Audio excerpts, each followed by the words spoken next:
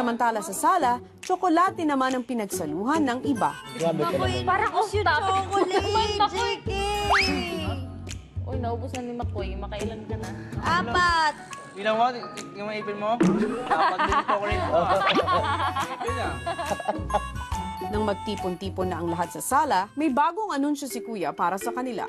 Housemates, gusto kong ipabatid sa inyo na ito na ang huling gabi ninyo dito sa Vietnam Big Brother House. Sabi na nga ba eh, sige na ako. Sabi na nga ba eh, Mula dito sa Vietnam, dadaling kayo ng inyong swerte sa ibang lugar. Hindi mo pinatas. Kung saan, bibigyan ko kayo ng bagong hamon para mas makilala nyo pa ang inyong mga sarili. Uy, naku, kinakabahan ako. Sabihin, diretso pa tayo kasi may bago. Tuloy pa. Pag London yan, magti-TNT na ako. Eh, 777. Plus 1. Tuloy pa rin ang lambingan nyo! Diba? Kayo na talaga. Let's toast for that. For that. Cheers. Let's toast for that. Thank you very much, guys. Maya-maya pa napag-usapan ng girls si McCoy at Elise. Tinatry niyang hindi titigan si Makoy. No. O, ayan pa, tatayo. Kasi nga sa kanya, ganun pa. Lagyan ng limon. Uy, sumasayo ka. Uy, para kang tangi. Pero Makoy, yung looks, iba yung tingin Nagiging intense. Oo.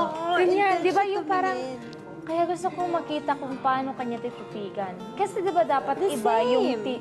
No, hindi pwede. Kasi you guys are just, teasing. Hindi. Actually, nung una, akala ko, dahil lang inaasar namin kayo. But ngayon, napag-isip-isip ko na kinikilig kayo sa isa't isa. No, seriously, di ba parang nagde-develop na? Oo. Bagay naman kayo talaga. Tapos pareho kayong mabait, Actually, yung parang... cute yan. Oh, Bago matulog, sinimulan na ng housemates ang pag-iimpake. Tayo papunta. How to pack? Nilagay mo dyan? Dito. Makikilaw yung sa ano. Kasya ba dito? boy, ain't got nowhere to go. Maya-maya, Good night.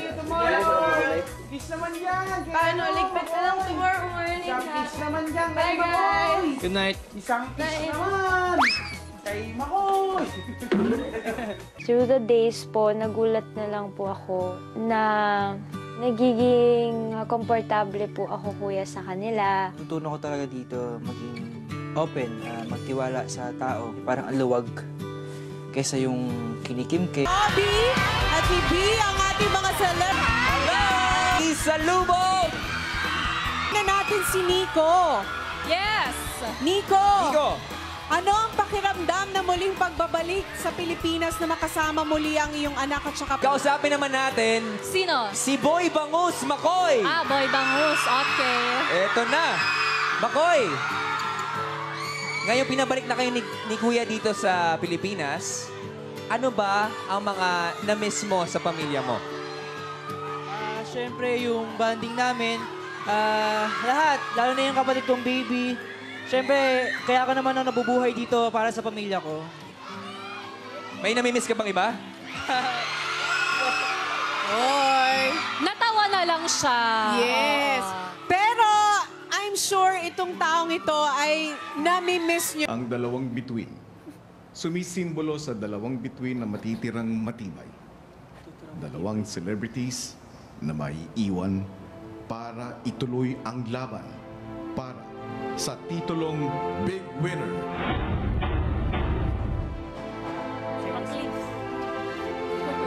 Paanong mapipili ang dalawang maswerteng housemates na ito? Malalaman ninyo sa takdang panahon. At matapos tanghalin ang huling dalawang celebrity housemates, darating naman ang susunod na grupo ng housemates. Sila ang mga Kabataang Pinoy. Malapit nang dumating ang teen housemates. Mga kapamilya, narito na po ang celebrity house guest na si Jay.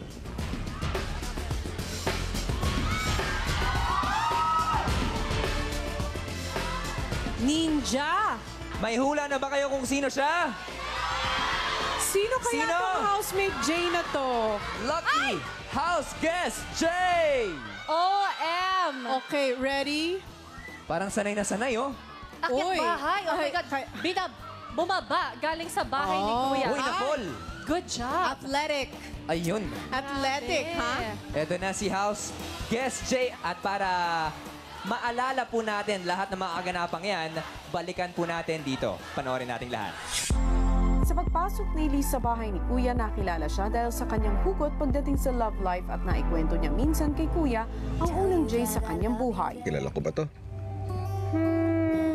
Yes po, Kuya. Starts with J? So yung una, yung may 6 na letra. Yes po, Kuya. Unang J, katrabaho ko po siya noon. Hanggat sa naging okay po, and then hanggat sa hindi na naging okay. Bakit hindi naging okay? Kuya, dahil po kailangan pong itago dahil daw po sa trabaho po niya, Kuya. I've been running from the pain, trying not to feel the same, but it's a shame that we second. Kuya, sa totoo lang po, pag nakikita ko po kasi siya, naalala ko po yung dati. Kahit na-try ko pong tingnan siya as yung ngayon, hindi ko po magawa, Kuya. Naikwento rin ni Elise ang unang Jay na ito sa girls. Weird. I keep having dreams. Ako din. My dream naman last night I don't about remember. my ex. Sino? Clue. Clue lang. He had a show before na naging big. Be careful with my heart. Jerome Pon. I know Jerome Pon. Gaano kayo katagal? A year rin. So siya yung napanaginipan mo last night? Yeah. Grabe! Naku naman! Ikaw, pinaiyak mo, Ikaw Grabe talaga, yung mga ka. kapamilya natin dito, may gustong sabihin Grabe eh. ka, pinaiyak mo, mga kapamilya! Gusto niyo na ba makilala ang ating celebrity house guest? Our celebrity house guest, Jay, is... Open and take off your mask. Jerome Ponce! Eto na yun! Ala! Napakamot din siya sa mata niya. Yes! Wait lang, Jerome. Ang daming nasabi, ang daming nangyari. Eto, para marinig naming lahat, ano ang maikling reaction mo sa mga nasabi ni Elise? Never ko naman siyang kinahiya. Diretso, diretso. Pero ngayon papasok ka na. Ngayon papasok ka na sa loob ng bahay ni Kuya. Ano bang gusto mong sabihin sa kanya? Siyempre, sorry. Sorry, it's never too late. Never too late. Parang kanta yun, Hindi ko kaya! Sinaktan pa ako dito.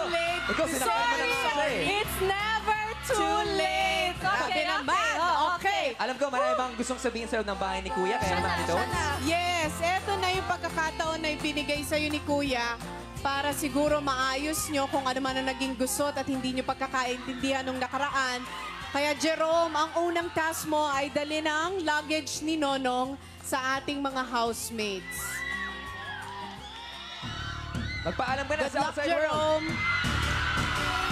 Sana magkaayos kayo. Jerome, good luck!